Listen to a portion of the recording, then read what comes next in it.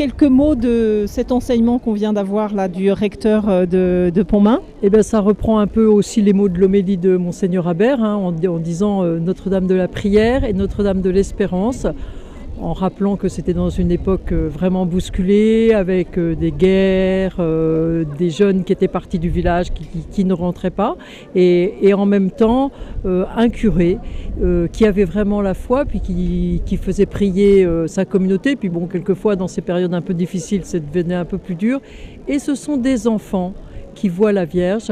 Il n'y a pas de parole, il y a juste une phrase et ça montre vraiment que la Vierge est près de nos demandes. Mais enfin, on vous l'avait dit, priez, alors allez, on repart.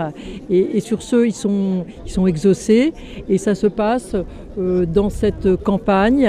Et je pense que ça relance, on dirait, peut-être à l'époque, ils n'employaient pas le mot disciple missionnaire, mais à partir de ce moment-là, et quand on met sa main dans celle de Marie, on est un peu plus disciple missionnaire parce qu'elle sait que son fils se laisse toucher. Ça, c'est formidable aussi pour aujourd'hui, pour ce qu'on a à vivre dans l'unité de notre province.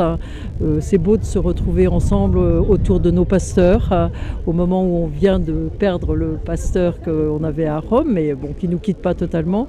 Donc je trouve que c'est vraiment formidable pour nous donner, à part on a des jours de tristesse, d'épreuves, on peut se les porter ensemble et que la Vierge Marie, eh bien, elle veut toujours bien nous donner la main pour vivre tout ça. À Pontmain, on entend ça et on l'entend simplement et il n'y a pas un milieu, une personne qui ne peut ne pas être touchée par ce message si simple et si beau.